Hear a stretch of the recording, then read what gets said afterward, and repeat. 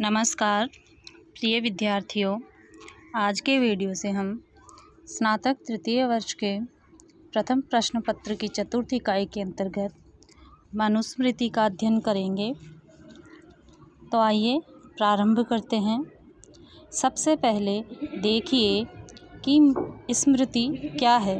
इस विषय में मनुस्मृति में मनु ने स्वयं ही एक श्लोक के माध्यम से बताया है। आइए इस पद्य का अध्ययन करते हैं।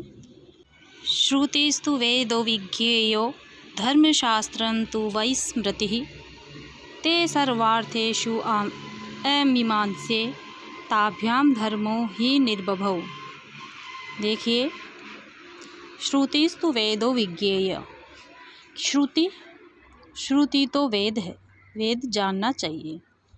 श्रुति को वेद जानना चाहिए। और धर्मशास्त्रम तो वही स्मृति, और धर्मशास्त्र जानना चाहिए स्मृति को।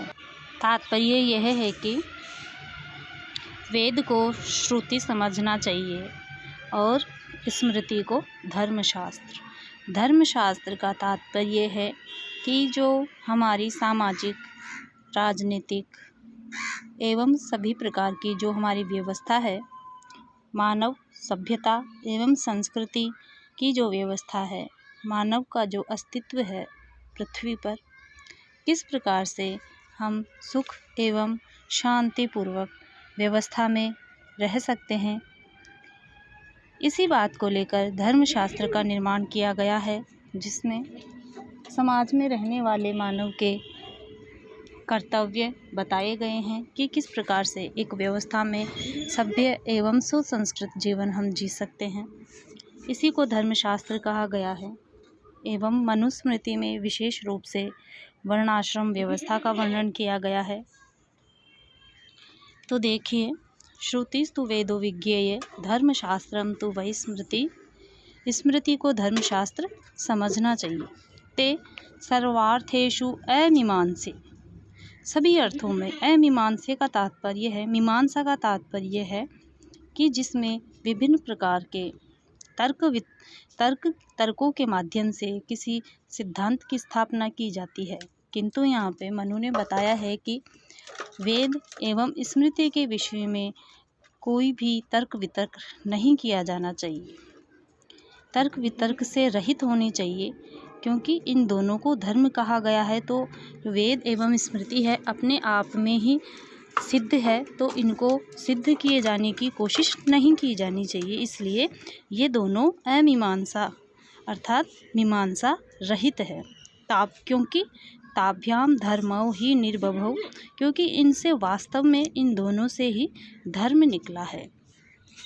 धर्म से तात्पर्य भी मनुस्मृति में यही बताया गया है कि विभिन्न वर्ण आश्रम में रहते हुए सामाजिक व्यक्तियों का, नागरिकों का जो कर्तव्य है, उसी को यहाँ पे धर्म बताया गया है।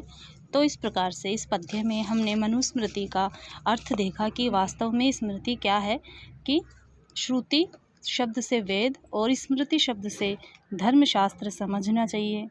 इन दोनों पर मिथ्या तर्क या कुतर्क करके इनमें कहे हुए उपदेशों पर अविश्वास न करें। अर्थात जो भी इनमें कही गई है वो तात्विक बातें हैं, क्योंकि इन दोनों से ही तो वास्तव में धर्म का ज्ञान हुआ है।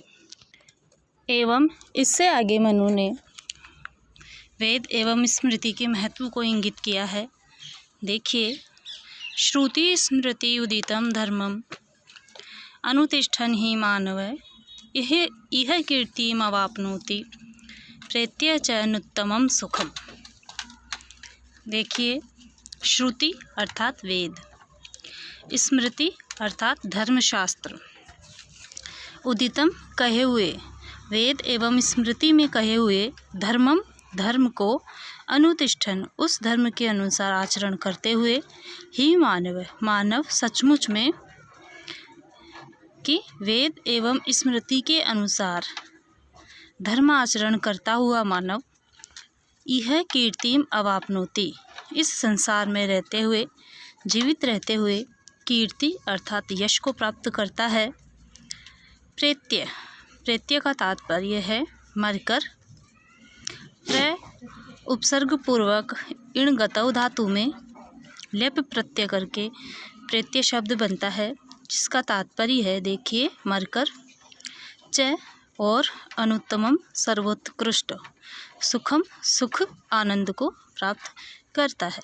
तो देखिए, मनुस्मृति के इस द्वितीय अध्याय में महर्षि मनु ने वेद एवं स्मृति के महत्व को बताते हुए यह व्याख्या की है कि मनुष्य वेद और स्मृति में कहे गए धर्म का पालन करते हुए इस लोक में यश पाता है और मरकर परलोक में सुख पाता है। इस वास्तविक गुणों के कथन के द्वारा श्रुति और स्मृति में प्रतिपादित धर्म के अनुष्ठान का विधान किया गया है, अर्थात वेद तथा धर्मशास्त्र में कहे गए धर्म का सबको पालन करना चाहिए। इससे आगे हमारा पद्य है, देखिए, यह कश्चित् कस्यचित् धर्मो मनुना परिकीर्तितः स सर्वो अभिहितो वेदे सर्वज्ञानमयो हि सः। यह कश्चित्, जो कुछ भी, कस्यचित् धर्मो, किसी का भी धर्म, वर्णाश्रम में रहने वाले विभिन्न व्यक्तियों का धर्म, चाहे वो राजा हो, प्रजा हो, सामान्य व्यक्ति हो अथवा कोई बालक ब्रह्मचारी हो, तो जिसके जो धर्म मनुना परिकीर्तित है, मनु ने कहा है, मनु के द्वारा व्याख्या की गई है, स सर्वो अभिहितो वेदे, अभिहित है अर्थात कहा गया है वेद में, वो सारी व्यवस्था वेद में वर्णित है। फिर आगे है, सर्व ज्ञानमयो हि सः, ये जो सूक्ति है बहुत ही प्रसिद्ध है, तो इस वजह से यह जो पद्य है वह मुख्य हो जाता है।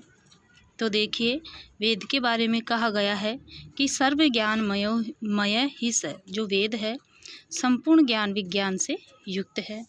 तो देखिए कि महर्षि मनु ने जिस किसी के लिए जो कोई भी धर्म बतलाया है, कर्तव्य बतलाया है, वह सब वेद में कहा गया है, क्योंकि वेद सभी प्रकार के ज्ञान विज्ञान से युक्त है।